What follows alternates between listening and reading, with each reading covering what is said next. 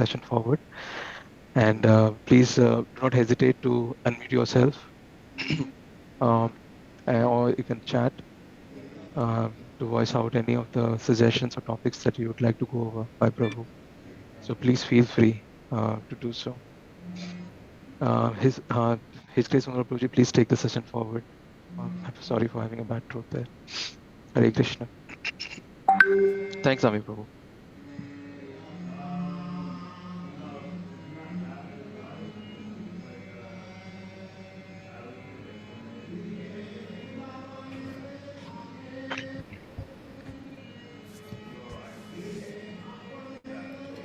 So thank you very much for coming on again. Thank you for your wonderful association.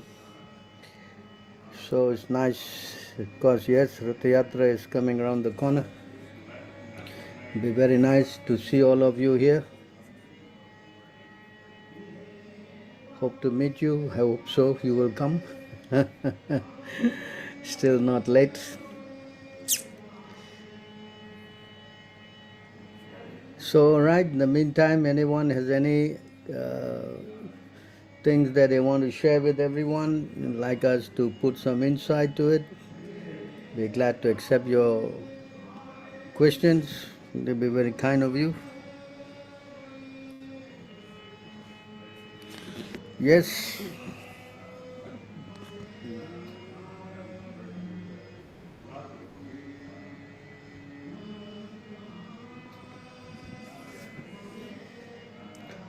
Anyone has any questions or topics, please suggest.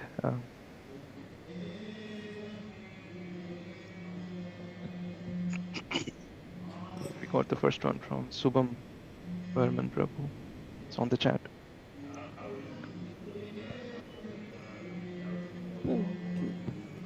So here's a question about Jnana Yoga, Karma Yoga, Jnana Yoga, Dhyana Yoga, and Bhakti Yoga.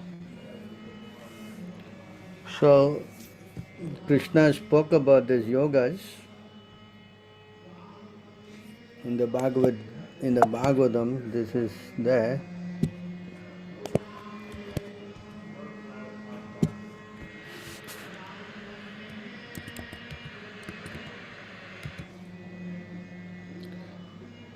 In the Bhagavatam, Krishna is speaking to Uddhava and is saying there are only three kinds of yoga that can lead to the upper planetary system.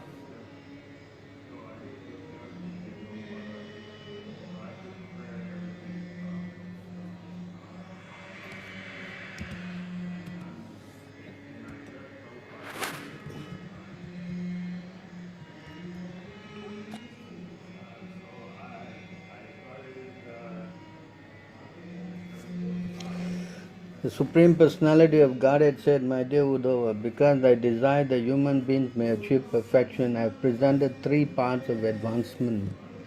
The path of knowledge, the path of work, and the path of devotion. Besides these three, there is absolutely no other means of elevation." So you try to understand there is path of karma, then there is path of yoga, dhyana yoga, and then there is the path of bhakti yoga. See?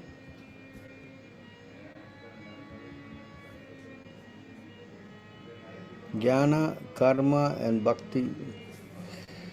So these are the three yogas that.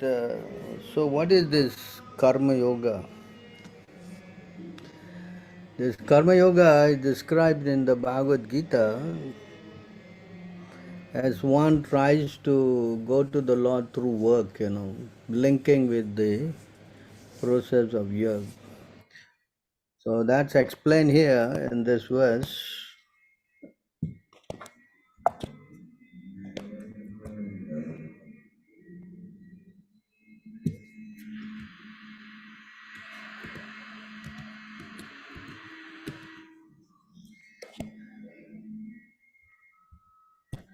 So in the Bhagavad Gita, in this verse, this is actually karma yoga. Those who study the Vedas, and drink the soma juice, seeking the heavenly planets, worship me indirectly. Purified of sinful reaction, they take birth on the pious heavenly planet of Indra, where they enjoy godly delights. So this is actually the, what do you call that, karma yoga. If a person does this karma kanda thing that is spelled out in the three Vedas, you see. So a person does all this worship of different demigods and all that, so many things he does the rituals. So he goes to the heavenly planet, Uh, again, further described in this another place how they works.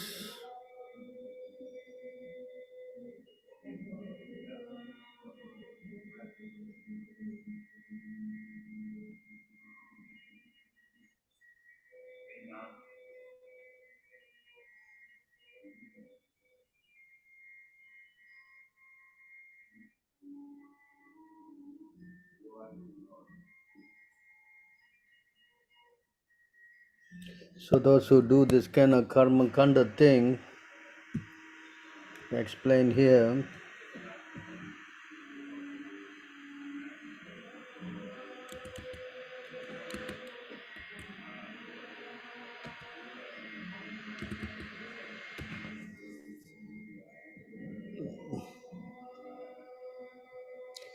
the worshippers of demigod thing, we shall worship the demigod in this life, and by our sacrifice we shall go to heaven and enjoy there.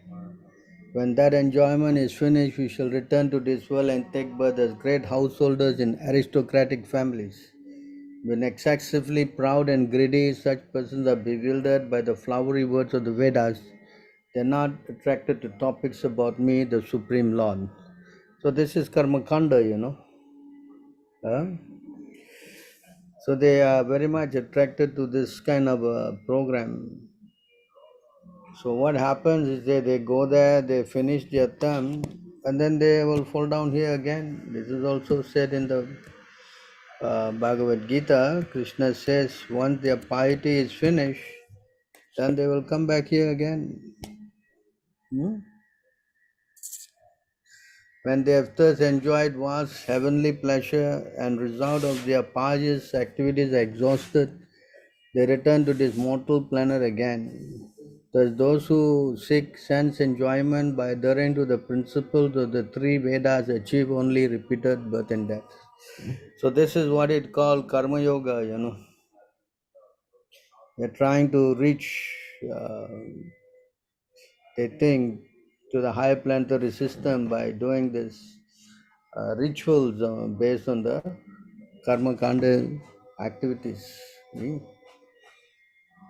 So what about dhyana yoga? Dhyana yoga means that one understands that he is not the body and he wants to merge into the Brahman. He understands that everything is Brahman and he wants to merge into the body of the Lord in the effulgence. So that is called someone who is practicing this dhyana yoga. Okay? So this dhyana yoga, even if you merge into the body of the Lord,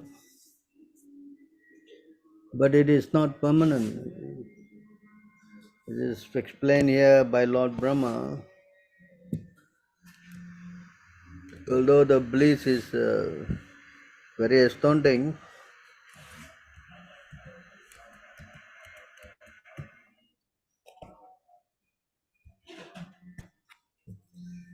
persons who are falsely under the impression of being liberated without devotional service to the Lord may reach the goal of Brahma Jyoti, merging into the light.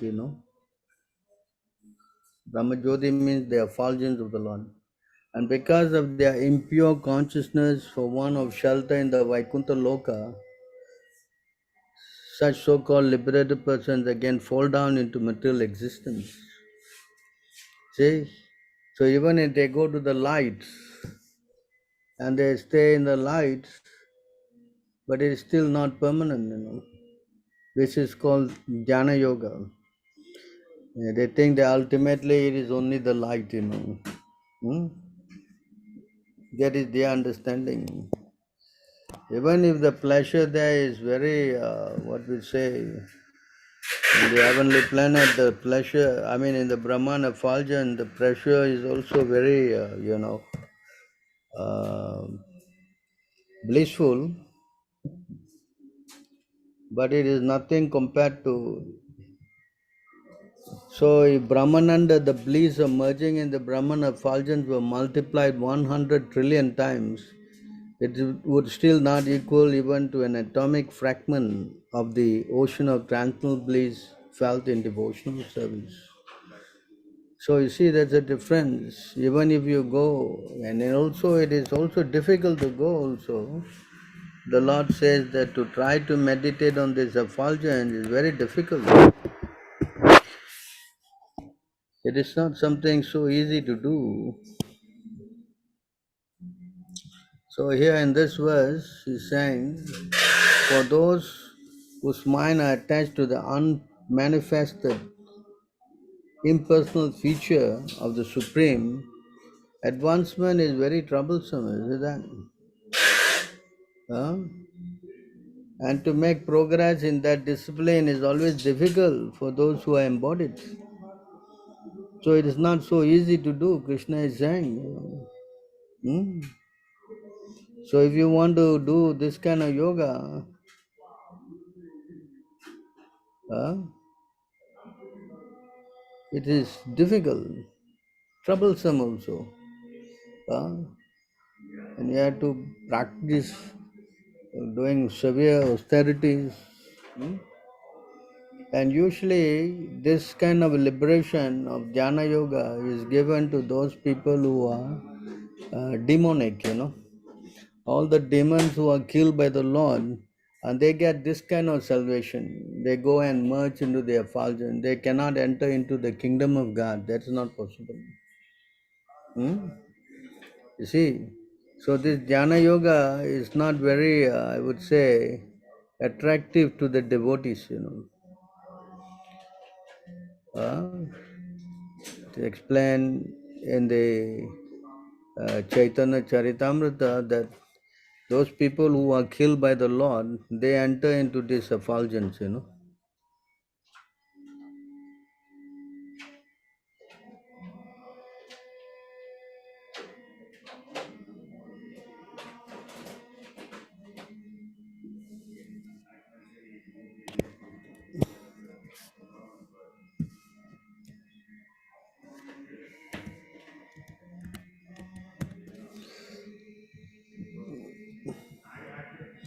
Those who attain the Brahma Sahuja liberation cannot gain entrance into Vaikuntha.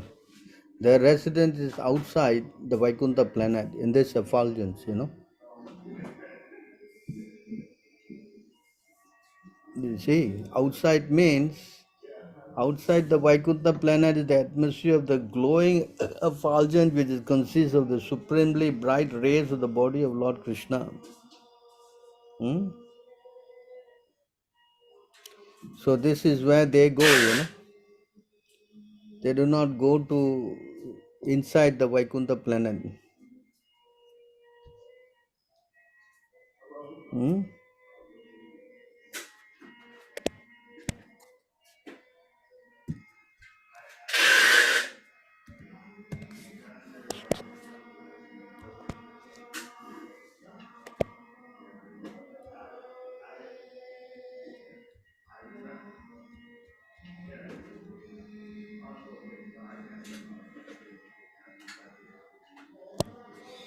So here it's explained,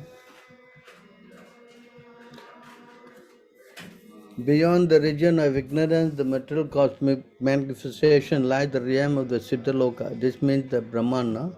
The Siddhas reside there, absorbed in the bliss of Brahman. Demons killed by the Lord also attain this realm. So you understand? So this effulgence is for people who are not devotees, and they are allowed to enter into this light, merging. Hmm? Tamas means darkness, the material world is dark, and beyond the material world is the light. In other words, after passing through the entire material atmosphere, one can come to the luminous spiritual sky, whose personal effulgence is known as Siddhaloka. Mayavad philosophers who aspire to merge with the body of the Supreme Personality of Godhead, as well as demonic persons who are killed by Krishna, such as Kamsa and Sisupala, enter into that Brahman effulgence. Yogis who attain oneness through meditation, according to the Patanjali yoga system, also reach this Siddhaloka. This is a verse from the Brahmanda Puranam. So try to understand. So this merging, this from the Dhyana Yoga, it is only partial realization of God. Although, yeah, they go to the light, but he's saying they are not going there. They go there, but it's not a permanent situation. Generally, going there because they want some action, again they fall down back to the material world. So this is Dhyana Yoga.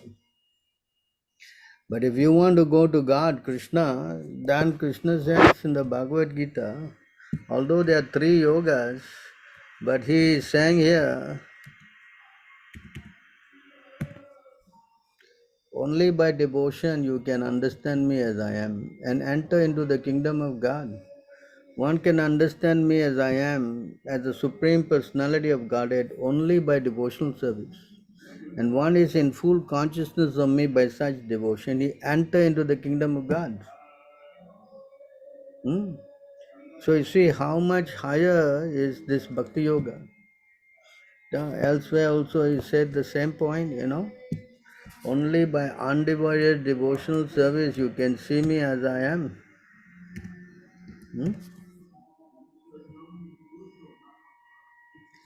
My dear Arjuna, only by undivided devotional service can I be understood as I am, standing before you, and can thus be seen directly. Only in this way can you enter into the mysteries of my understanding. So you cannot go to God by other process. This karma kanda thing and the jnana thing, yeah, it all partial. It is not complete. Karma kanda is worse. You go only to the heavenly planet. You cannot go even to the light. But by doing jnana yoga, you can go to the effulgence. You cannot go into the kingdom of God. But by doing devotional service, you can enter into the Vaikuntha planet and have a chance to serve with the Lord. It is not possible by other ways. See? Again, he is saying here,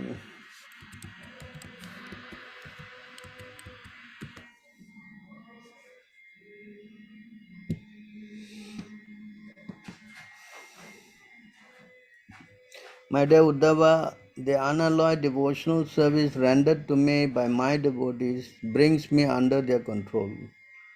I cannot be thus controlled by those engaged in mystic yoga, Sankhya philosophy, pious work, Vedic study, austerities or renunciation. So Krishna is saying only by devotional service rendered by my devotees bring me under their control. So Krishna is not bought over by this dhyana yoga or this karma yoga.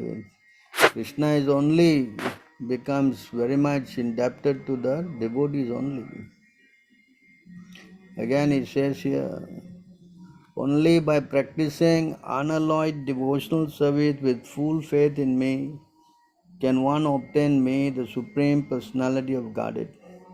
I am naturally dear to my devotees who take me as the only goal of their loving service. By engaging in such pure devotional service, even dog eaters can purify themselves from the contamination of their low birth. See, even people who are coming from very low background, they cannot go and do this jnana yoga and karma yoga and all. It's not possible.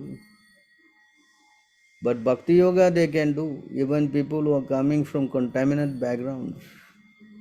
And even child also can do. You can see Durva Maharaj was very young, 5 years old. Prahlad Maharaj was young, 5 years old. But the children cannot do this jnana yoga and karma yoga. That's not possible.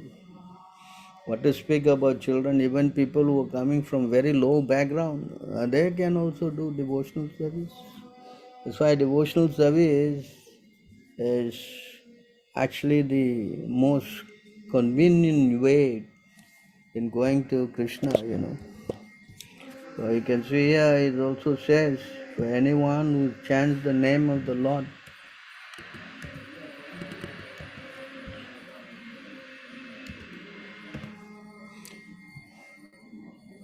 anyone who does this devotional service, to say nothing of the spiritual advancement of persons who see the Supreme Personality of Godhead face to face. A person born in family dog eaters immediately become eligible to perform Vedic sacrifices if he utters the holy name of the Supreme Personality of Godhead or chants about him, hears about his pastime, offer him obeisance, or even remembers him. So anyone who does devotional service to the Lord immediately qualifies to do Vedic sacrifice. Hmm? You understand? This is so powerful, this Bhakti Yoga. Bhakti Yoga is the only way you can capture the Lord. You cannot capture the Lord by any other means. Uh, and only Bhakti Yoga also, Bhakti Yoga burns away all the sinful activities.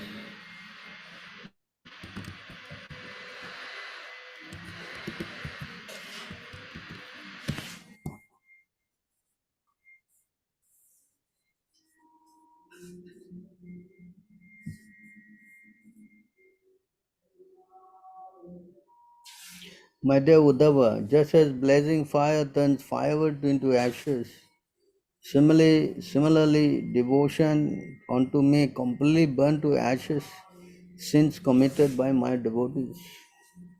This is not the same for Jnana Yoga, Karma Yoga. Hmm? That's why Krishna is telling Arjuna,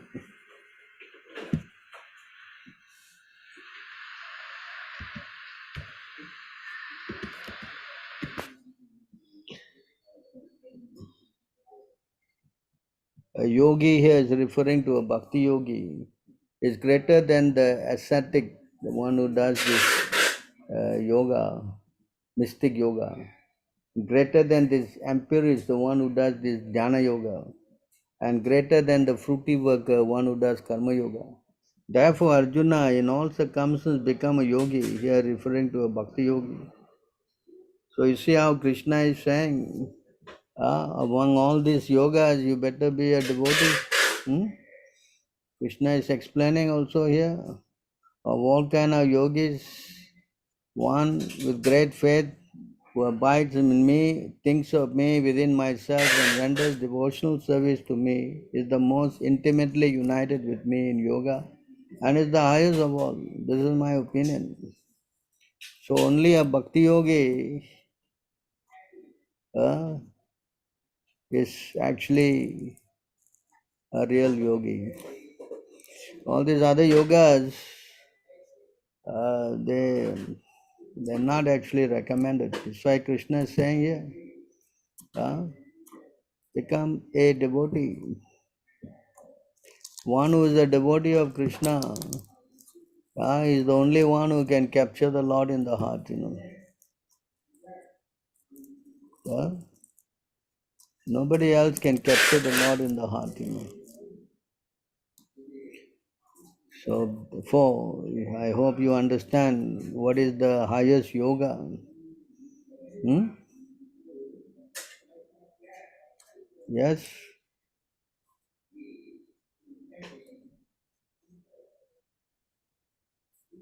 So therefore, that's why we are doing this chanting, which is the easiest way to attract the Lord. Anyone who chants the holy name, immediately will attract the heart of the Lord. The Lord become very pleased, and this is the best way of doing this bhakti yoga. In Kali Yoga, this is the best. Of course, there are 9 processes of devotional service: Ravanam, Kirtanam, Vishnu, Smaranam. You cannot do any kind of kirtan, You must only do kirtan for the Lord, It's not that you chant any mantras, it will work or what, Huh?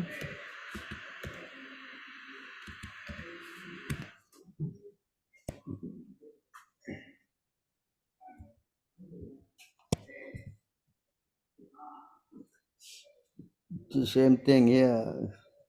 Shravanam Kirtanam Dhyanam Hare Adbhuta Karma Naha Janma Karma Gunanam Cha Tad Arte Akila Seti Sitam Istam Dattam Tapo Japtam Pratam Yat Chatma Priyam Dharam Sutam Graham Pranam Yat Parasmai Nivedanam.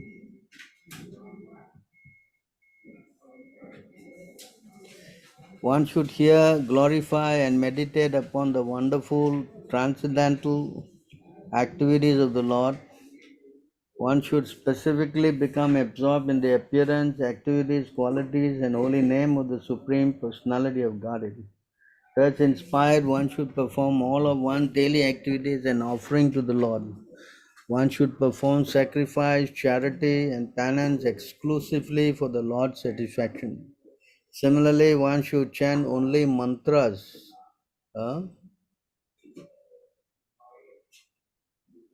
One should chant only mantras which glorify the Supreme Personality of Godhead. You cannot chant any other mantra, And all of one's religious activities should be performed as an offering to the Lord. Whatever one finds pleasing or enjoyable, he should immediately offer to the Supreme Lord.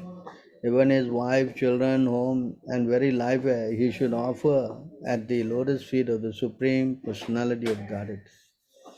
So this is the process of doing this devotional service.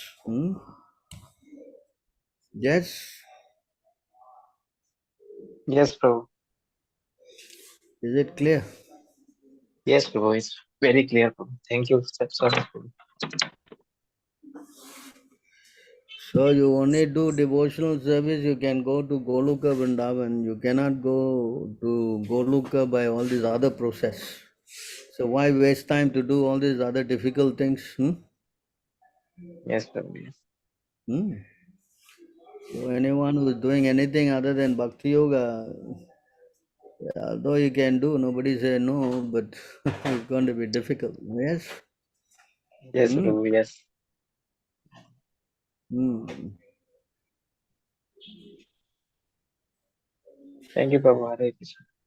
Prabhu, can we conclude that only Bhakti Yoga can give us the ultimate salvation? And what about the other yogas like Hatha Yoga and Raja Yoga? Are they simply stepping stones to purify the mind and the senses? In the Kali Yoga, Chaitanya Mahaprabhu quoted this verse, you know,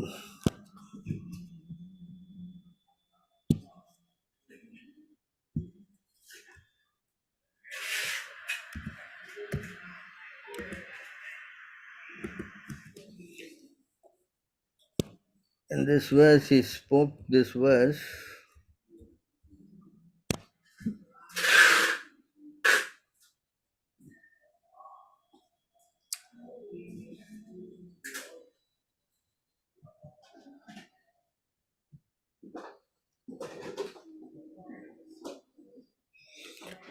Give me a minute.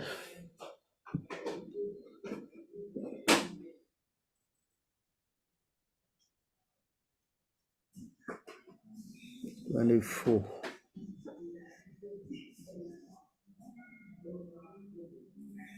So in this verse,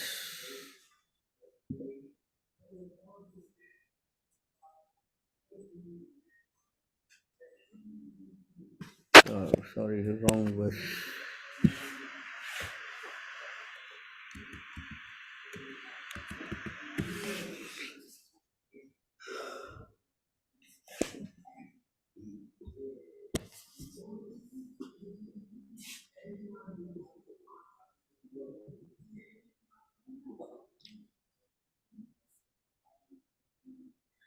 So this verse, which is quoted by Chaitanya Mahaprabhu, Hare Nama, Hare Nama, Hare Nama Kevalam, Kalau Nasteva Nasteva Gatiranyata. In this age of Kali, there is no other means of deliverance, no other means for self-realization than chanting the holy name, chanting the holy name, chanting the holy name of Lord Hari. In this age of Kali, the holy name of the Lord and the Hare Krishna Mahamantra is the incarnation of Lord Krishna. Simply by chanting the holy name, one associates with the Lord directly. Anyone who does this is certainly delivered. This verse repeats the word eva certainly 3 times for emphasis. It also repeats 3 times repeats Harinam, the holy name of the Lord, just to make common people understand.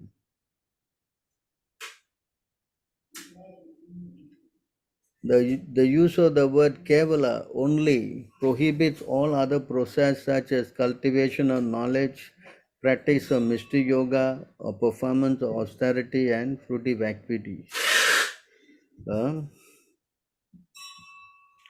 Our Krishna conscious movement stresses the chanting of the Hare Krishna mantra only, whereas those who do not know the secret of success of this age of Kali unnecessarily indulge in the cultivation of knowledge, the practice of mystic yoga, or the performance of fruitive activity or useless austerities. They are simply wasting their time and misleading their followers.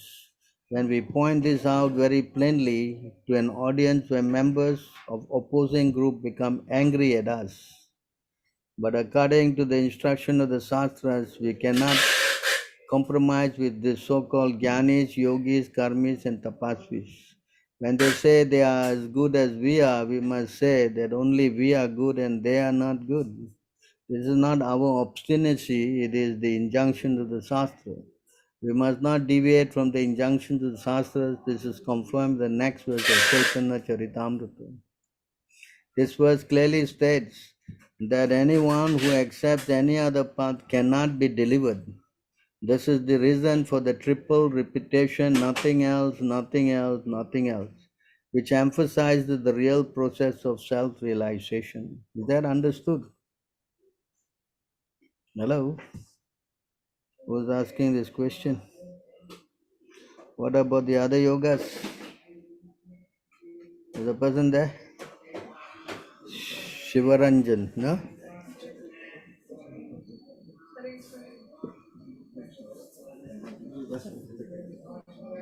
Shivaranjan,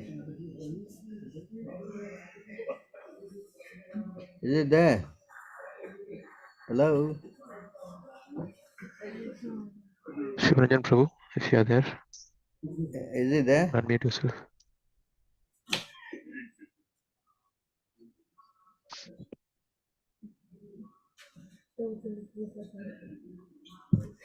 So you can understand that there's nothing else and nothing else means there's nothing else. So if you try something else, then how it will work?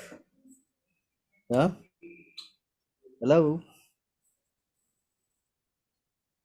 Haribol, this person is around. He's chatting. He's chatting. He cannot speak, Prabhu. He's saying it's in the chat. Okay, you understood, huh? Yeah. Right, very good. So you cannot come and say that there are all these other yogas are here, but no, it cannot work. Many people try to do this meditation and all kind of crazy things, It's not going to work, is it? It's wasting time. You understand?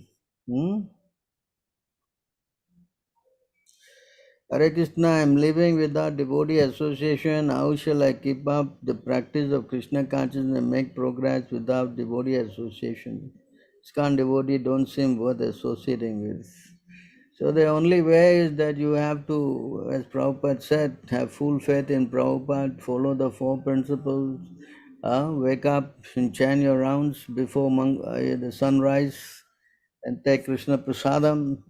And if you do this, I don't think you have any problem because the Lord has told the Brahmin who wanted to leave the family and go with him.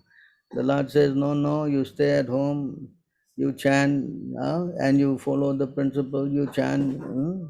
And this way you will never lose my company. So, in other words, if you have the association of the Lord, then you have everybody's association. So the secret is to practice this morning program even though you're all alone, because you're never alone. When you do this program, you are with Krishna. And if you wake up and chant your rounds and worship the spiritual master, take Krishna Prasadam, and here read the books, you will not feel what we say, lonely. This is the secret. And it can be done anywhere, any place, anytime. Because the moment you chant Hare Krishna, the Lord is already there with you in your tongue.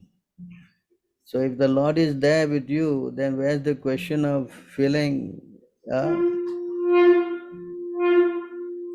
loneliness? And if you feel that you have no association, you can always call. So many devotees are there, especially our ISKM. There are facilities now to be in, by what?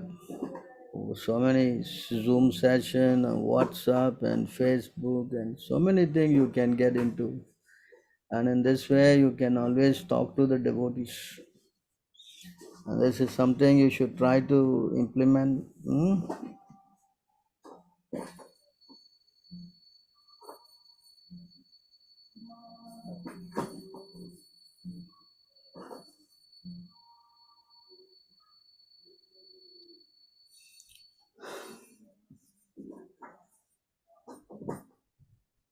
So, what's the question of Kandama Muni? Why is the IS-77 paper no longer accessible in the ISKM website? Is that a fact? I don't know. Can someone check and rectify this?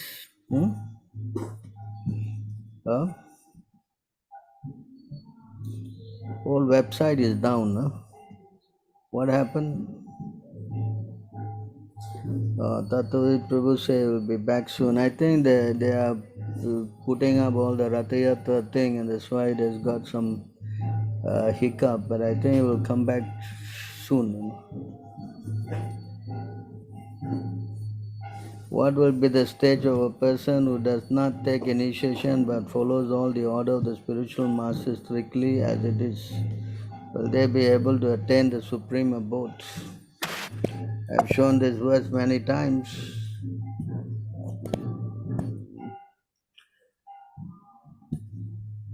Someone who doesn't want to take initiation, then all his devotional service are of no.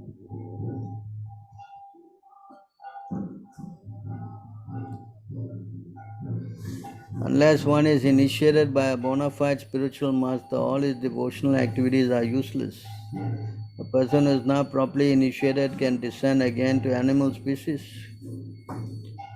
So, if you don't want to take initiation, then it's going to be very difficult. Priyansi, who's this? Yes, So, Prabhu.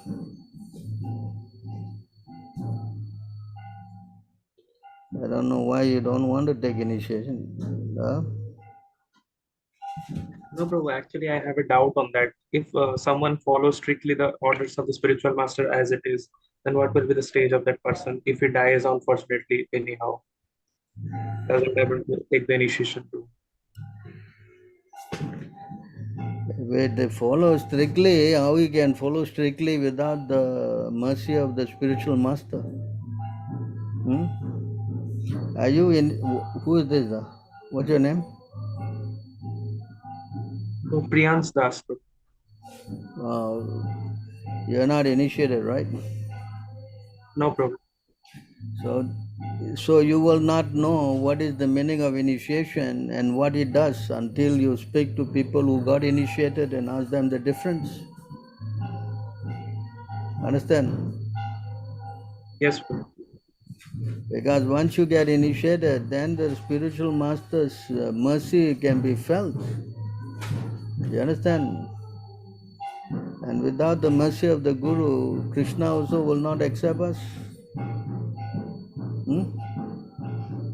You are thinking that you're following and all that, and no. Krishna says, unless you go through my devotee, you cannot become my devotee. How you will go to Krishna without the mercy of Krishna? Hmm? Is it devotees? Yes, Yes, Prabhu. correct. So you Yes, can Prabhu. do your own speculative way, that's not possible. And how do you know you're going to go back to Krishna? How you know? Huh? Hello? Unless Krishna talks to you or something, yeah? Yes? No, Prabhu. Isn't it? So this kind of a thinking is not very, I would say, useful. It is all speculation. Firstly, you cannot practice these rules and regulation if you don't have a guru. It's not possible. Because to overcome Krishna's Maya, you need strength. Yes? Yes, Huh? Prabhu. And how you're going to get the strength? And if you got the strength, why are you here in the material world in the first place? You could have gone back again to the spiritual world, right? Yeah? Yes. Yes, Prabhu. Understand? So Yes, anyone Prabhu. who thinks like this is making a big mistake. Without the mercy of his pure devotee. In fact, Krishna himself said, you must go and take shelter of a pure devotee. Yes? Yes, Prabhu. Correct? Yes, Prabhu. Hmm. So you have to understand this. This is not something that you can do whimsically. Because without Guru, there's no way you can go back to God. In fact, there's a verse, it says that if you neglect to take shelter of the Guru, you will meet hundreds of obstacles in your Anybody playing the in your mridanga path. so hard in the temple? What? Yeah? You will meet so many obstacles if you don't have a Guru. Yeah, it's a class is going on, so the background noise is coming. I think they just finished the kirtan. Class. I think they're doing some arti looks like. Anyways, take it. So you can see here, this is spoken in the Bhagavatam. Hello. Well, Kino mail potija. Kino mail potija.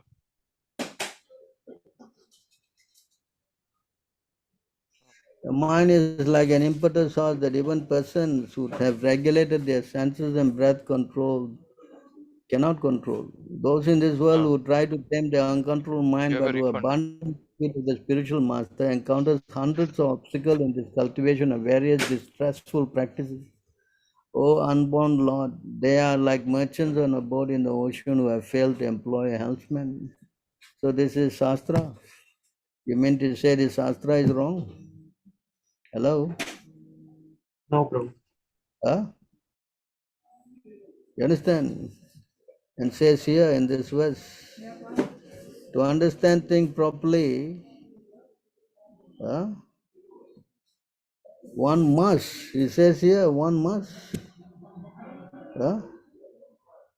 One must means there's no what we say, opinion. Huh? One must humbly approach with firewood in hand a spiritual master who is learned in the Vedas and firmly devoted to the absolute truth. Hmm? So you cannot try to do your way, it is not going to work. This is the problem with the Hindus. They always think they know better. Yes? Hello?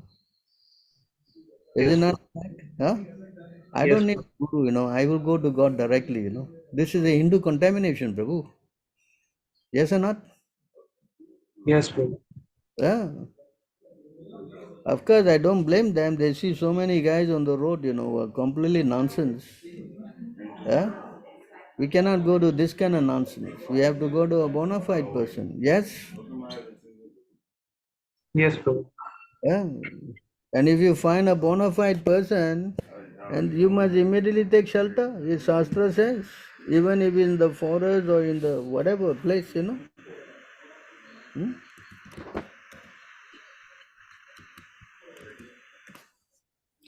Says here.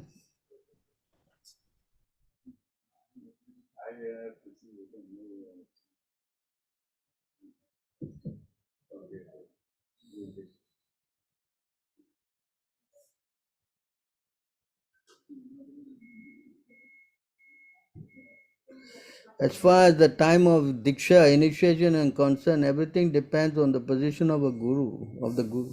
As soon as a bona fide guru is received by chance or by a program, one should immediately take opportunity to receive initiation. Huh? It says here in this book, if by chance one gets a Sadguru, it doesn't matter whether one is in the temple or in the forest. If the Sadguru, the bona fide spiritual master, agrees, one can be initiated immediately without waiting for suitable time or place. Hello? Is it understood? Yes, Prabhu, understood. Yeah. So this nonsense, if you think that you don't need a guru, then Krishna will not send you a guru. Huh? Yes, Prabhu. But if you are immediately in your heart you are praying, then Krishna will make arrangement. Yes? Yes, Prabhu. Correct? Hmm? Yes, Prabhu. So we should not become, what we say, foolish. Correct? Yes, Prabhu. Hmm. So don't quickly take shelter, surrender. Hmm? Any problem in surrendering? No, Prabhu. I'm always ready to surrender. Yes. That should be the mood, no?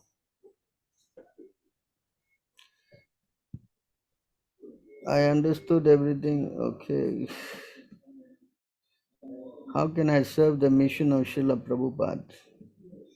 Well, you have to take directions from the devotees who you are working with. There must be some devotees you are communicating every day. Yes.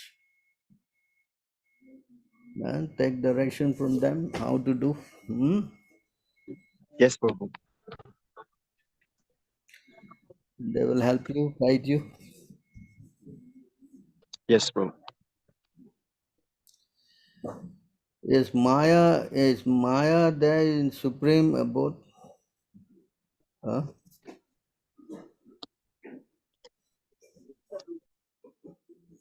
I was studying the Krishna book and found a reference regarding this. Material world is just like smoke and the spiritual world is blazing fire.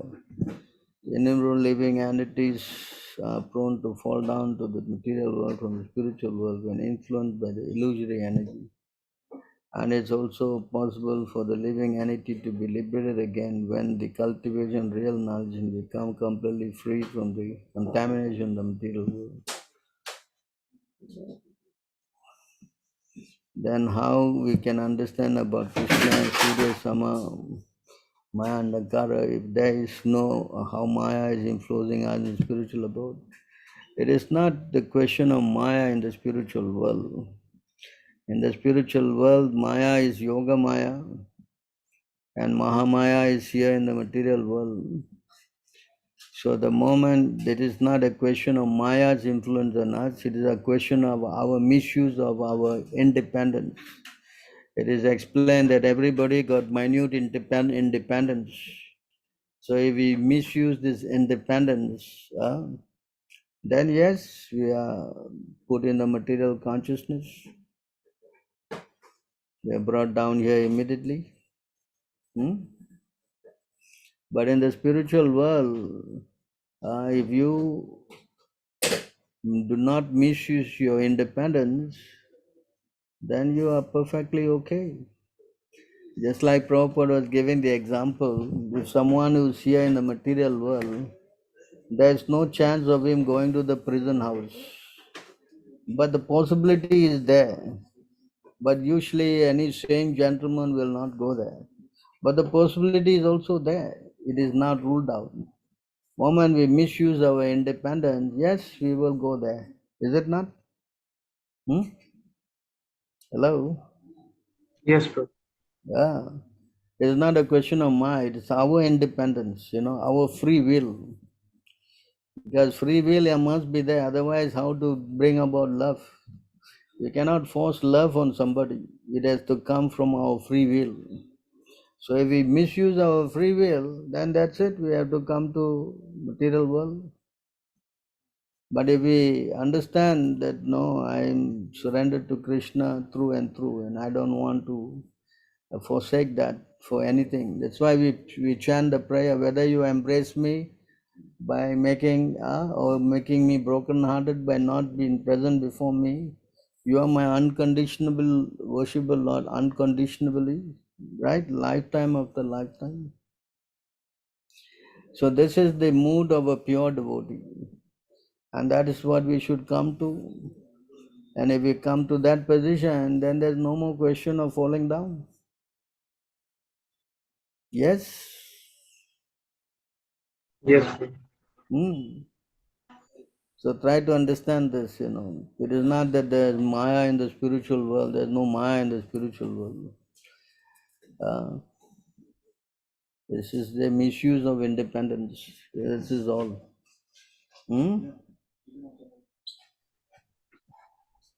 Prabhu, how we can understand that Maya is influencing us to do, or Krishna is helping us to do this?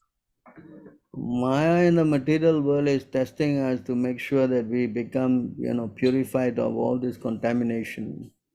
Because we are not here for yesterday or today. We have been here soaking in Maya for millions of births, So in millions of births, we have got so much of contamination. So we have to purify ourselves.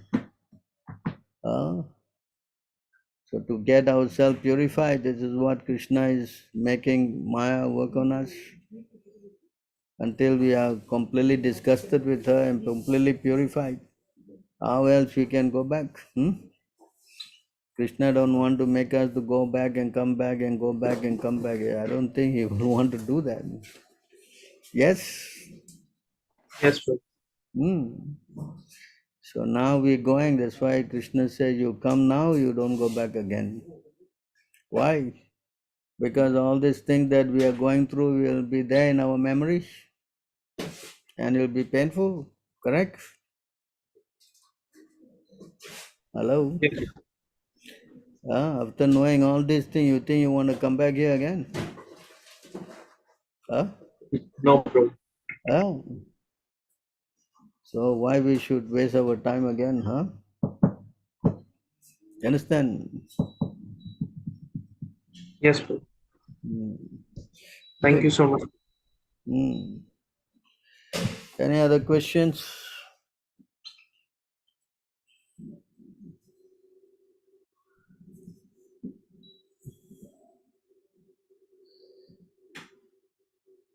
In 1866, to abandon all religions, so Mayavadi said that includes Bhakti Yoga. So what did exactly Lord Krishna mean by all religion? So when Krishna say abandon all varieties of religion and just surrender unto me, Bhakti Yoga means surrendering to him. Does it mean that it is also Bhakti Yoga you have to surrender? Tell me. When you go and surrender to Krishna, what kind of yoga is that? Hello? Yes, Prabhu. Does it make sense? No, Prabhu, no. Krishna is telling in other words that give up all these other kind of yogas and just come to me. Surrender to me. And surrendering to me is what? Only by devotion, yes? Yes, Prabhu. So why speculate like that?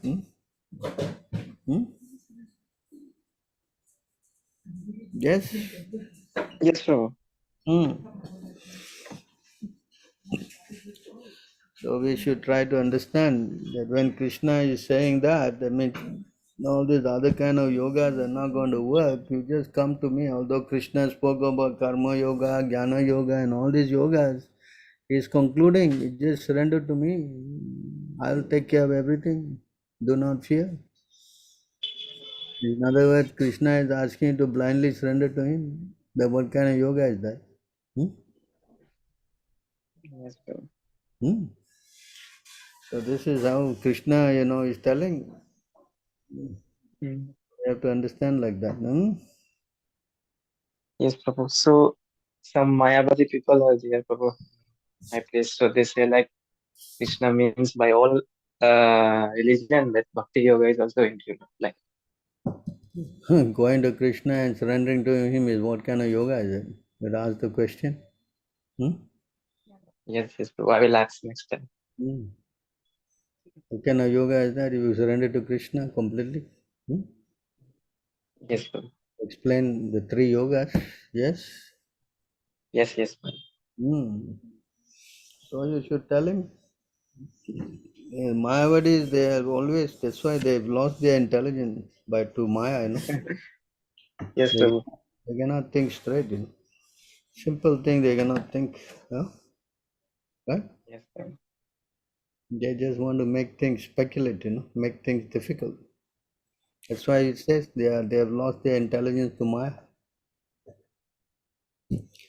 Right? Yes, Prabhu. Shall we refer CC Madhya 22 for surrender? Yeah, the 6 forms of surrender. I think it is there in the CC 100.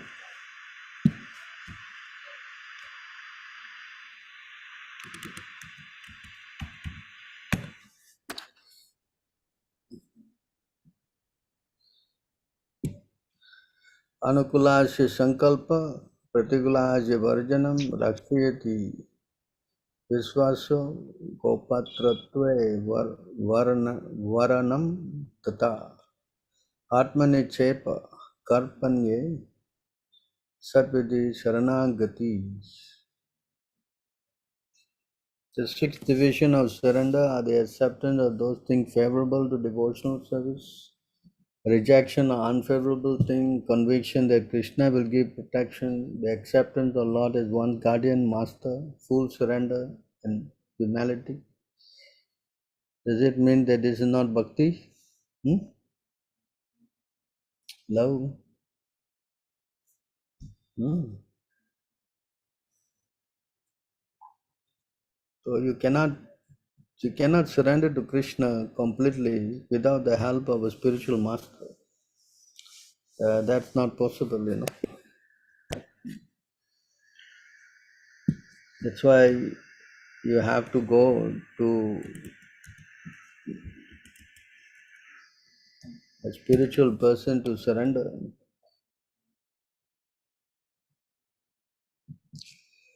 Prayena bhakti yogena satsangena vinodava nopayo vidyate samyak prayanam e satam aham.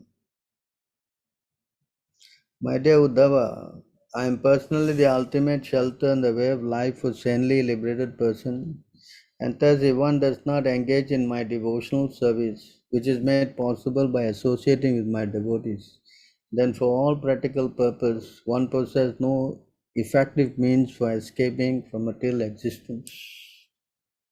So what does it show, this verse? Hello? Huh? Understand? Hmm. So if you want to surrender, as course Krishna says, abandon all variety of religion and just surrender to me. But this surrender is made possible by associating with my devotees. Ah.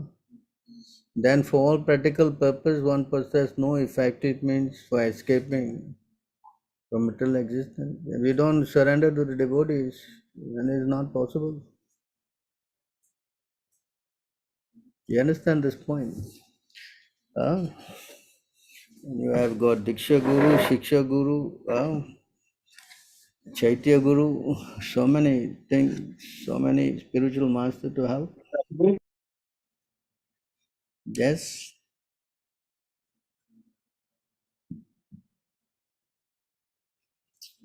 Uh,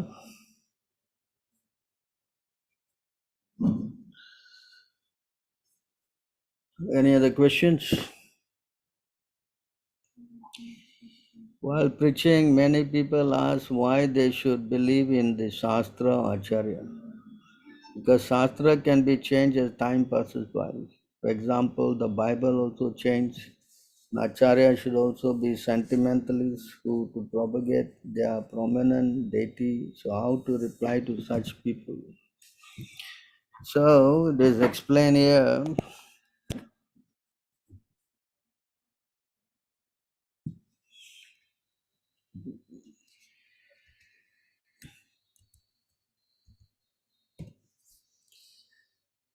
In this verse,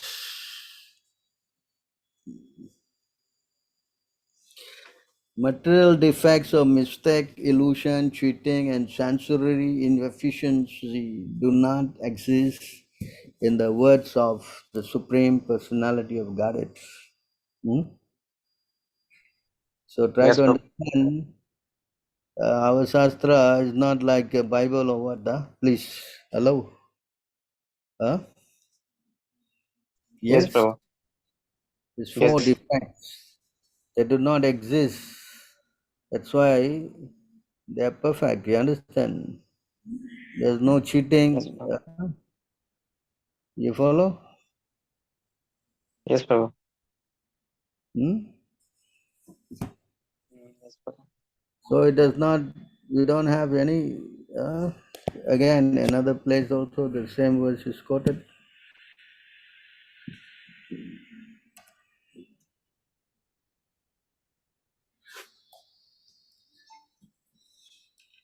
Again, the same verse is quoted here.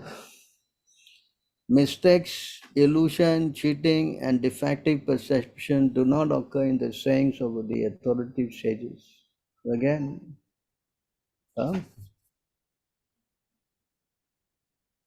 so you cannot put this argument onto the Bhagavatam and the Shastras. Yeah? Yes, Prabhu. Possible, because these books are not written by some ordinary man, no. Yes, Prabhu. Srimad Bhagavatam has listed the avatars, the plenary expansion of the Purushas, and Lord Krishna appears among them.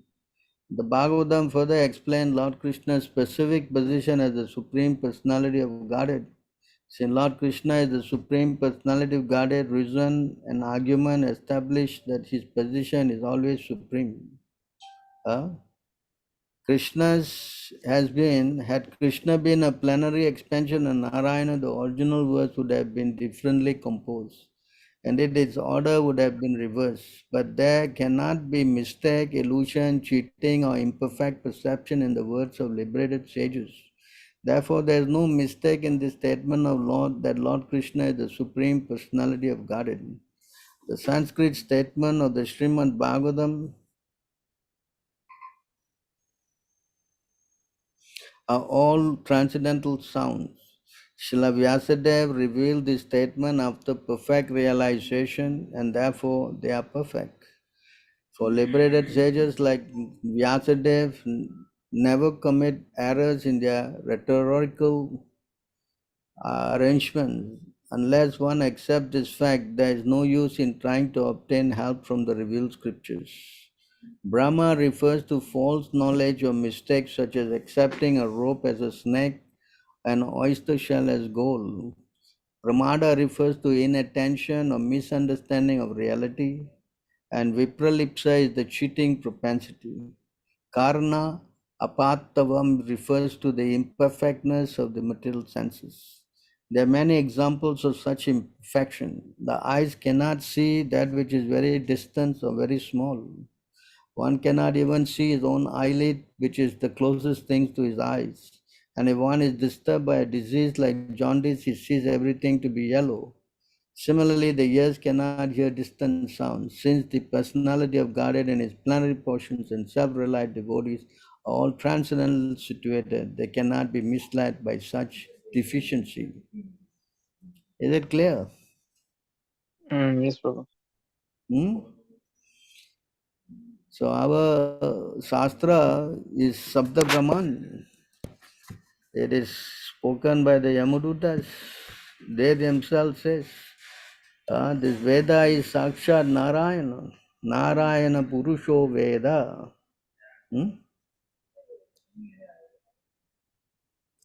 Yes, Yes, Prabhu. I think this is the verse.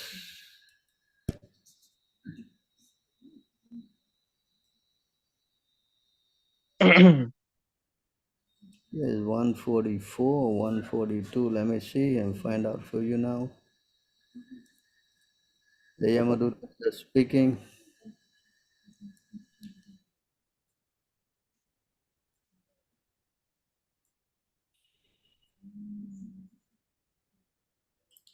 Yeah. 40, yeah, sorry. They replied, you see this words here. Yamaduta vacha uchuhu Veda pranitaho dharmo ya adharmas tad viparyaha Vedo Narayana Sakshat Swayambhu iti Shru Shruma. See this? Veda Yes, Prabhu. Narayana Sakshat. The Mm. Yamaduta replied, that which is prescribed in the Vedas constitute dharma, the religious principle, and the opposite is of that is irreligion. The Vedas are directly the sound, the Supreme Personality of Godhead Narayana, and are self-born. Thus we have heard from Yamaraj. So how can something that's coming directly from God can be what? Full of mistakes? Hello? Yes, Prabhu. Hmm? The verse in the Bhagavad Gita, for example, there's 700 verses. Although Krishna spoke 500 years, 5,000 years ago, the same 700 verses are here today. Yes? Yes, Prabhu. Hmm? Yes, Correct? Prabhu. Hmm. Yes. There's no 701 or 699 or no such thing. Yes? Yes, Prabhu. Hmm. Someone can interpret that subject, we are not denying that, but the verses are there. Yes? Yes, Prabhu. That's why it's advised that you go to a self-realized soul, surrender to him and learn this, because he can impart the truth to you. You follow? Yes, Prabhu. You cannot go and learn this from all so-called scholars of Gyan. They cannot, because Krishna says, unless you're my devotee, you cannot understand this. Yes, Prabhu. You follow? So this is Yes, the Prabhu. argument. All these crazy guys, they say, oh, these books are written by men, Yes, Prabhu. They They say always, like that. but the man who wrote these books are not ordinary men, no? They are incarnation of God. Vyasadeva is an incarnation of God, no? Yes, Yes? Prabhu. Yes, So, Prabhu. God makes mistake, is it? Hello? Huh? No, Prabhu. So you should tell them this nonsense. These guys are nonsense, right? Yes, Yeah. Prabhu. Yes. Because they can say like that, so they don't have to surrender. Huh? Yes, Prabhu. The whole idea, there's no need to surrender. Because all these are bogus, written by some man. Huh? Someone who write this book can predict about Lord Buddha from 2500 so accurately, where the place he come from, his village, his mother, his father. This book is what? Bogus? Huh? Yes? Yes, Prabhu. Hmm? Yes, Prabhu. So this is the problem, The problem is that these guys they're atheists, They have no faith, Yes? Correct, Prabhu. Correct. Huh? They don't believe, Prabhu. They're complete rascals. Understand? Huh? Prabhu. Why are you going to work day and night trying to get money, boy? Struggling. Huh? And we are telling you how to come out, and this is bogus. Therefore, in the 17th incarnation of Godhead, Srila Vyasadeva appeared in the womb of Satyavati as Parasara Muni, and he divided the one Veda into several branches and sub-branches, seeing that people in general were less intelligent. So this is bogus. Huh? Hello? Some man wrote the thing. Tell me.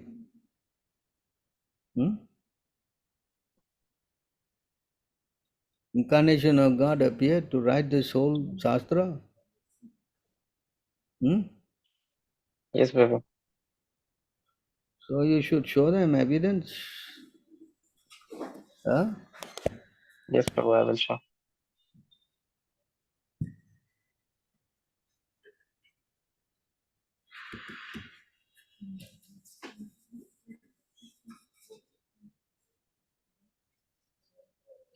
The scripture name Srimad Bhagavatam is the literary incarnation of God and is compiled by Srila Vyasadeva, the incarnation of God.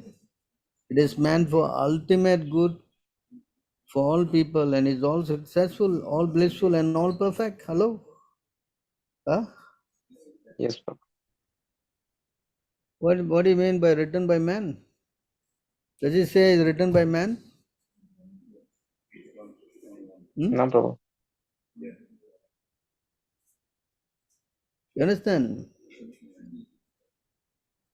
Yes, Prabhu. It is all perfect, it says here. Huh? Yes, Prabhu. Danyam swasti ayanam mahat. Nishreyasya lokasya danyam swasti ayanam and mahat. Huh? So what is this So, guy talking about written by some man? Huh? Hello? Does it show is written by some man? Huh? no, Prabhu. Yeah, you remember this verse and you quote this verse?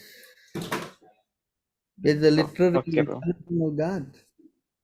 Huh? Mm-hmm. Hello? Yes, Prabhu. Huh?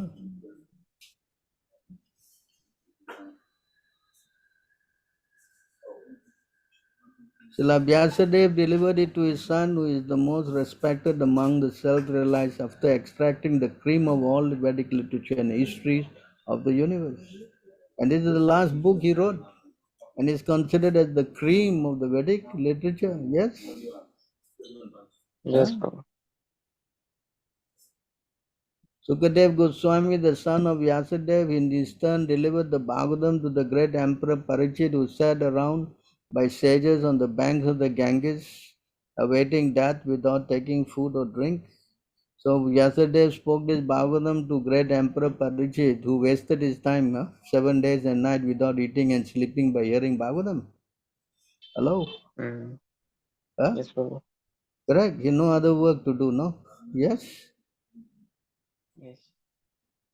This Bhagavatam says here, कृष्णे स्वधर्मो उपघाते धर्मम ज्ञान अधिपीत सह कलौ नस्त दृश्यमेश पूर्णार्को अधुनोदितः.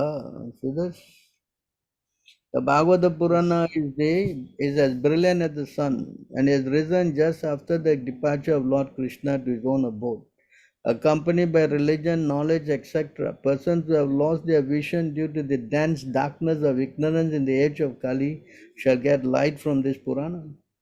So something which giving you light is a waste of time? Hello? No, Prabhu. Huh?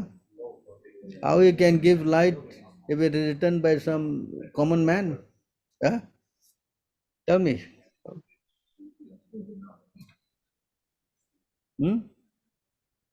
Yes? Yes, Prabhu. So you should speak all these things. Huh? Yes, Prabhu. I will. Then, Yes, Prabhu. Yes, Prabhu. so you must know what to say to these rascals. Now I know, Prabhu. Which of the Navagraha are responsible for interest or the practicing of Krishna consciousness? Also, can you please enlighten about your own astrological charts? Hare Krishna. Well, Navagrahas are all controlled by the 9 planetary system. But a devotee, he goes beyond this Navagrahas because he has taken shelter of Krishna, The moment a person takes shelter of Krishna, then he has got nothing to do with all this grahas and all that, And that verse is quoted by Srila Prabhupada many times, he says this. And this verse here,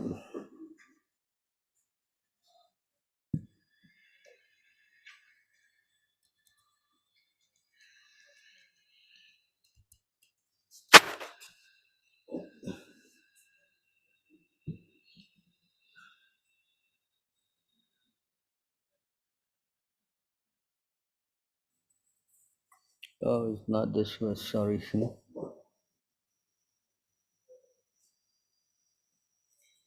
For one who has taken shelter of the Lord, then he is no more obligated to all the demigods and everything.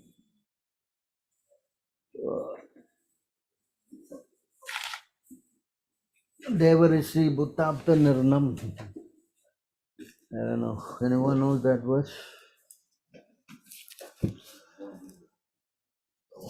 Devarisi Bhuttapta Nirnam.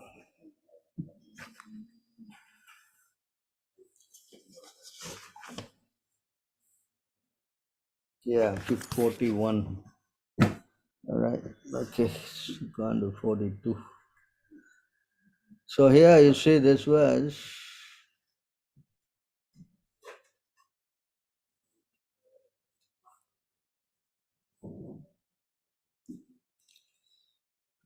Devarisi Bhuttapta Nirnam Pitranam Na Kinkaro. This word Kinkaro means servant. Na means is no more obligated. Nayam Rini Charajan. Rini means depth. Sarvatmana ya Sharanam Saranyam Mukato Mukundam Parihartakartam. O King, one who has given up all material duties and taken full shelter of the lotus feet of Mukunda, who offers shelter to all, is not indebted to the demigods, great sages, ordinary living beings, relatives, friends, mankind, or even one's forefathers who have passed away. Since all such classes of living entities are part and parcel of the Supreme Lord, one who has surrendered to the Lord's service has no need to serve such persons separately. So we are not obligated to, do this Navagraha worship.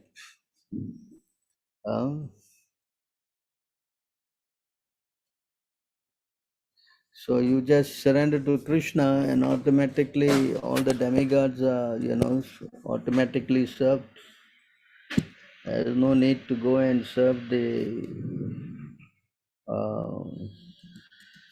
demigods separately.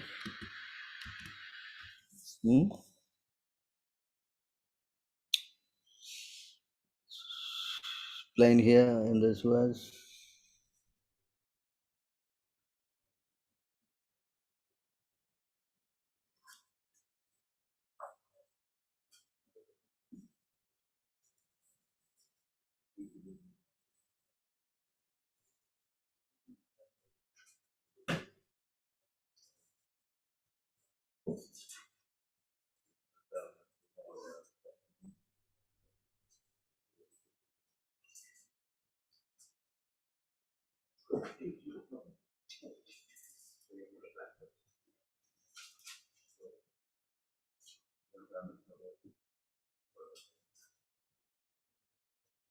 So in this verse from the Skanda Puranam, when the Supreme Lord, the personality of Godhead who carry in his hand a conch shell, wheel, club, and lotus flower is worshipped, certainly all other demigods are worshipped automatically because Hari, the personality of Godhead, is all pervading. So you see here, the moment you worship the Lord, automatically all the other personality are worshipped already. So it's not required to go and do all this other worship. Of course, we don't mean that we disrespect them, but that's, they're not required to do this Navagraha puja, you know. Hmm? My astrological chart is the worst. I'm born in the darkest region of darkness, and I think I'm scheduled for hell. I do not know how many more births I have to take, but I think if all of you can give me some mercy, I may have some chance. Yes? So please give me your mercy that I may become a devotee in some way or other. Yes? Because Prabhupada's astrological chart is, that's another thing. A very pure devotees come to deliver us conditioned souls. Yes? Yes, Prabhu. I'm sure your chart will be better than mine for sure. All right. Any other questions?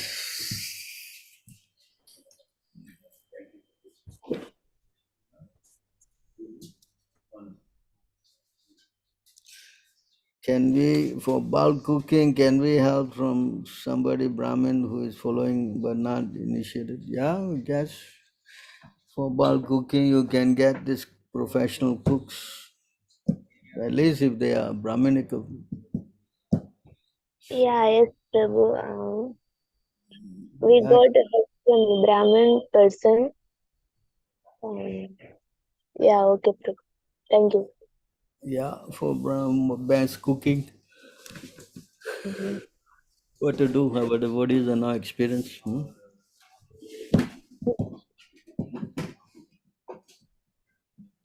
Yeah, okay, Prabhu. Thank you.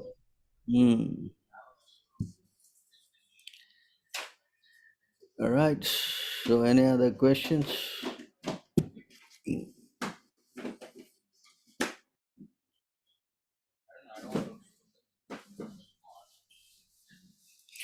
Devotees should not worship demigods at all.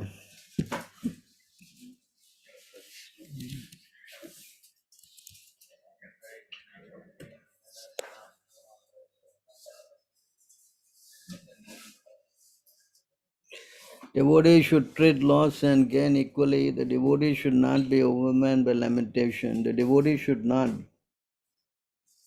uh, worship demigods, nor should he disrespect them. Similarly, devotee should not study or criticize other scriptures. So these are all injunctions there that given to us, that what we can do, what we should not do, what we should do. Yes, should be our guideline. If we join all these Hindus, then they will always promote. Today we have to do this Ganesh Puja, tomorrow we have to do some other pujas. That's all they are into, doing pujas for all these demigods. Because they are interested in getting material benefits, no? Right? We should not go and join them for this. So you should be very careful. No? Yes?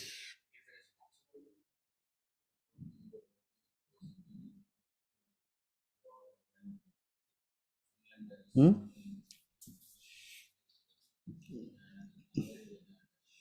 Otherwise we get contaminated, no?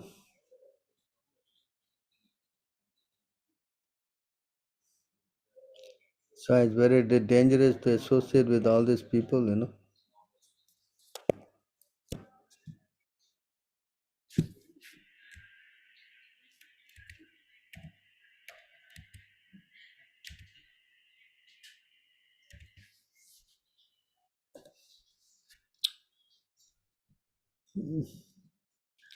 A pure devotee must not cherish any desire other than to serve Krishna.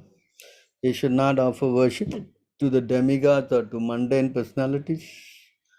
He should not cultivate artificial knowledge which is devoid of Krishna consciousness.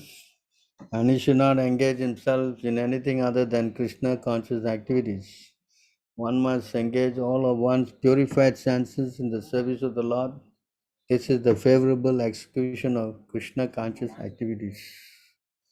So this is the further elaboration of the Anukulasya Sankalpa. This now we read the 6 forms of surrender. One is to do things favorable for Krishna consciousness. And the favorable thing is that one should not cherish any desire to serve other than Krishna, such as worshipping of demigods or to mundane personalities. Yeah? Worship of ISKCON Gurus is a mundane personality, yeah? For your information. Yes? Hmm? Is it clear?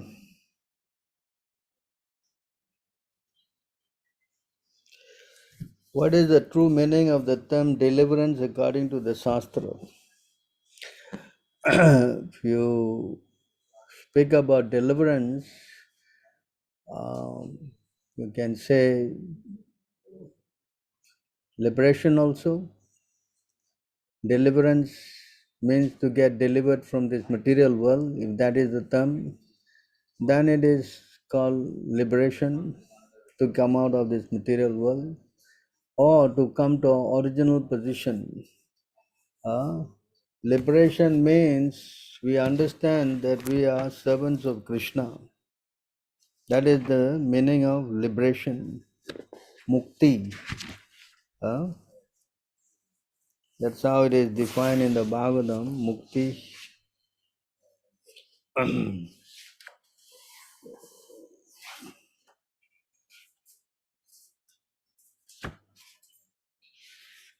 205. So in this verse,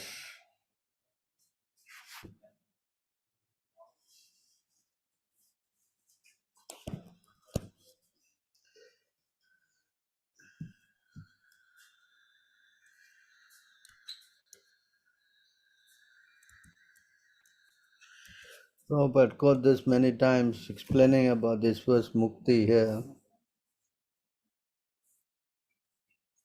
Mukti hitva anyata rupam swarupena vyavastitihi. Mukti means liberation from the material, from the contaminated consciousness of this material world and situation in pure consciousness. So Prabhupada defined mukti as coming to our Krishna consciousness.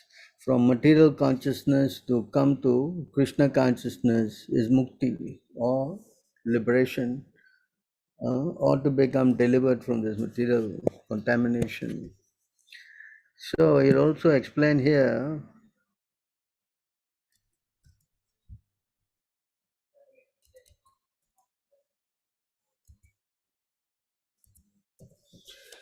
I hope I'm in the right thing.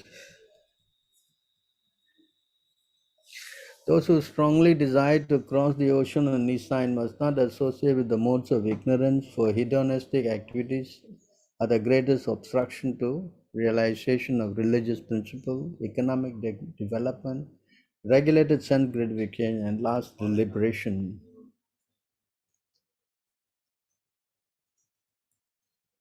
Out of the 4 principles, namely religion, economic development, sense gratification, and liberation, liberation is to be taken very seriously. The other 3 are subjects to destruction by the stringent laws of nature, death.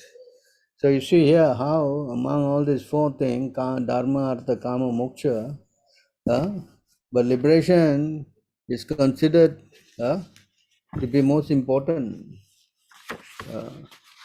Why liberation is considered more important? Because that is the only way you can get to Krishna.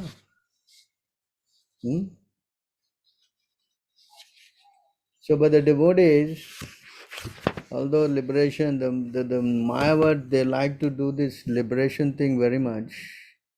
But the devotees, they are not bothered,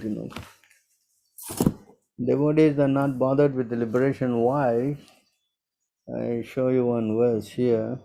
Give me a second. So in this verse,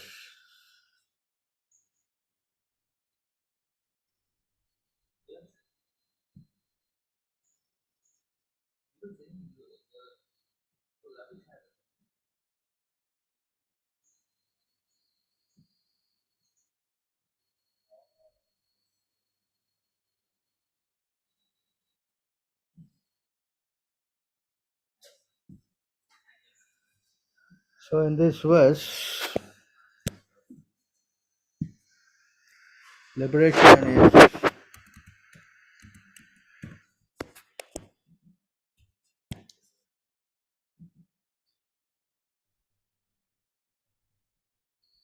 in this verse, oh my Lord, if one engages in your pure devotional service with determination, you become visible in your original transcendental youthful form as the Supreme Personality of Godhead.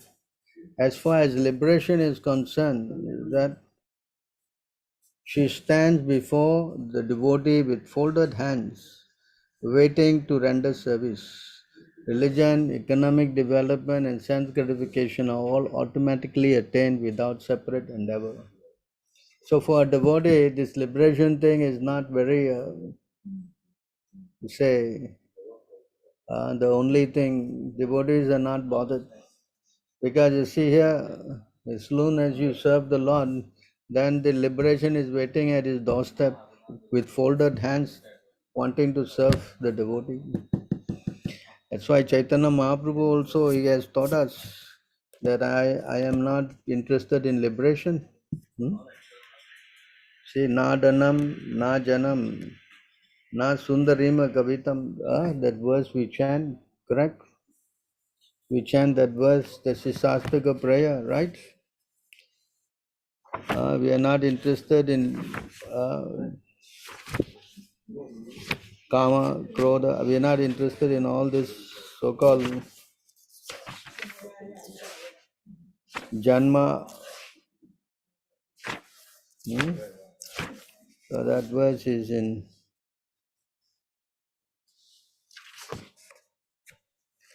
let me take that verse out. What we chant, na danam, na janam, na sundarim, kavitam va jagadesa kamai. Mama janmani janmaniswari bhavatak bhakti haitu kitvai. That verse. This is how we are trained, how to pray. We don't want to talk about liberation. Even we don't get liberation, we are not bothered. Right?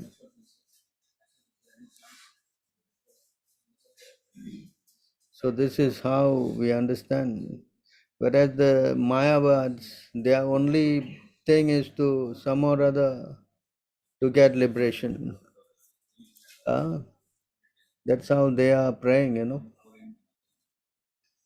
There's the difference between us and them.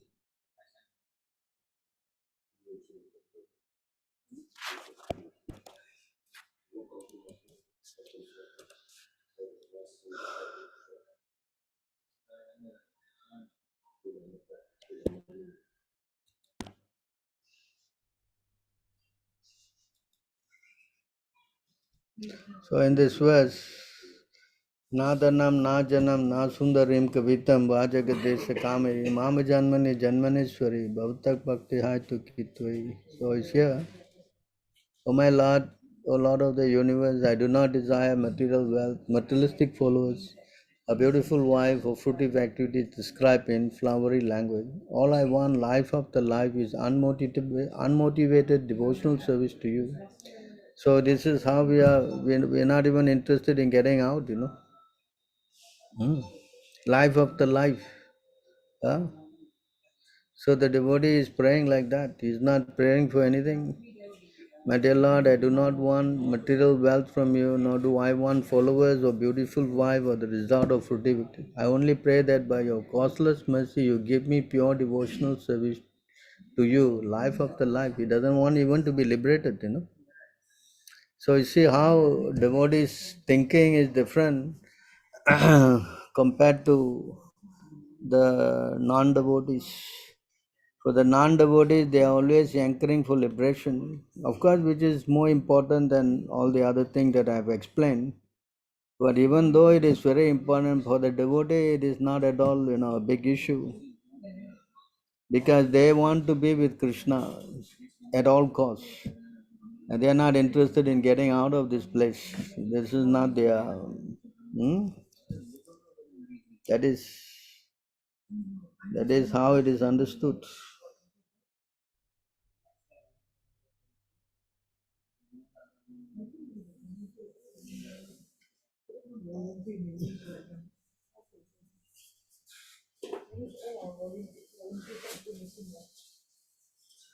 Why is the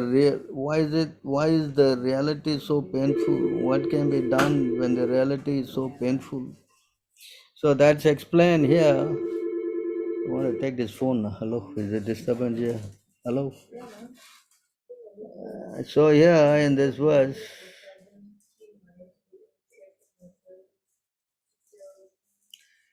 the devotee understands, this point here.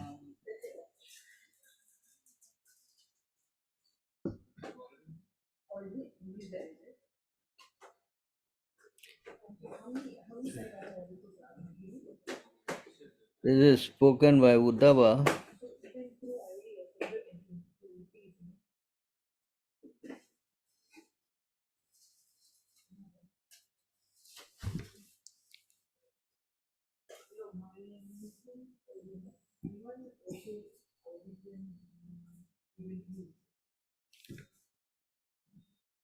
So he says in this verse how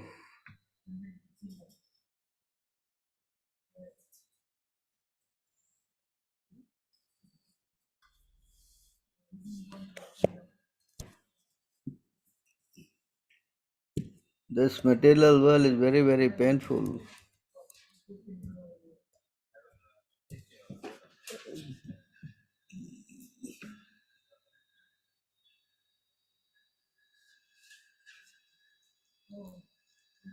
Say in this verse,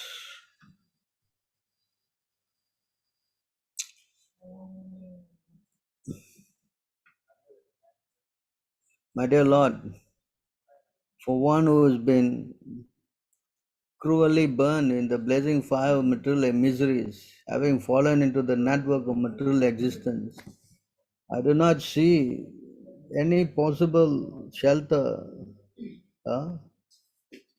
besides your two lotus feet, which are a shower of nectar extinguishing the fire of suffering. Is it his point here? Why is it so painful? You are right. This place is extremely painful. We are caught in a blazing fire. It is very, very painful, fearful. But the relief is this.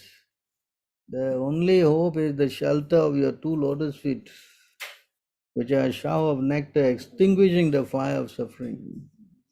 So if you take shelter of Krishna, then you get this relief in the form of nectar, which not only is very nectarian, but you also get the mercy of the Lord to extinguish this fire of suffering. So if you want to kill two birds in one stone, relieve yourself from this material existence and from this blazing fire, then you have to just take shelter of the Lord's lotus feet. And taking shelter of the Lord's lotus feet can be done very easily. It is explained here.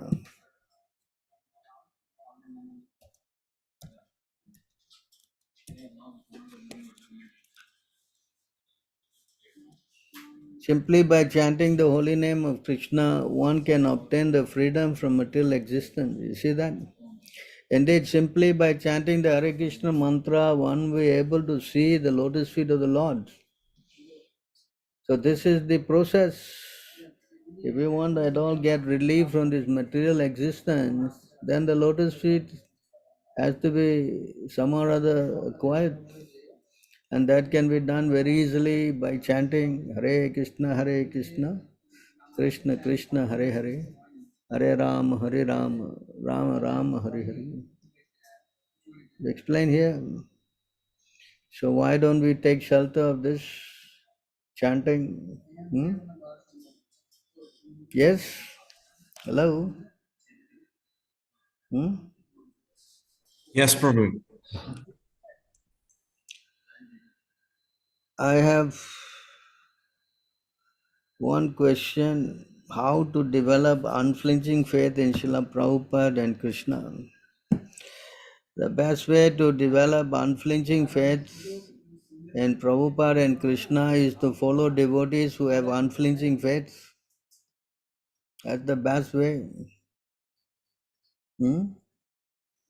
You can find some devotees who have got that kind of faith in Prabhupada and Krishna.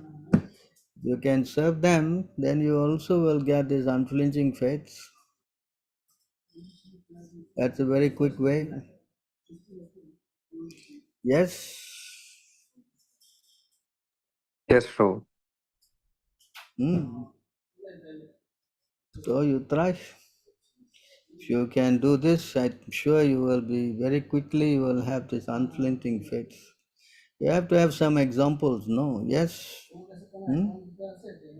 Without Yes, Prabhu. example, very difficult to know what to do, what not to do, correct?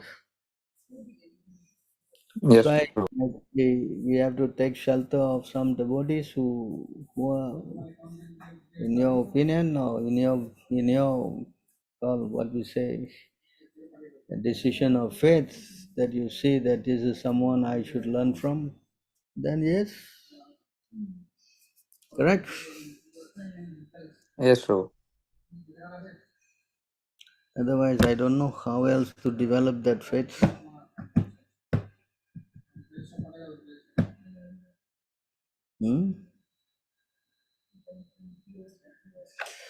Any other questions?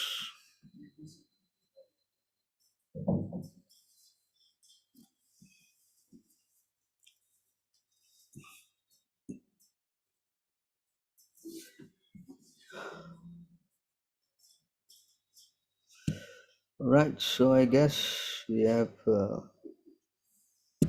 come to the end of our session. I hope I managed to some or other help you in some way. Thank you very much for coming online. If you are here, please help us in our coming big festival. And if you are not coming for this festival, then please pray for us to have a very successful event. Thank you very much. Until we see you again, Hare Krishna, all glories to Srila Prabhupada. Thank you Hare so much, Krishna, Prabhu. Hare Prabhuji. Krishna, Prabhu. Thank you so much, Prabhu. Sarvatra Shapatra Jai Srila Bhuvasya Kripa Prabhupada. Sindhu Sya Patitanam Pavane Dev Vaishnavi Namo Krishna Namaha. Prabhu, all Thank you glories so to much, Srila Prabhu. Hare Prabhupada. Krishna. Prabhupada perfect Prabhupada, all glories to Srila Prabhupada. Vaidanam Pavane Vaishnavi Namo Namaha. Srila Prabhupada ki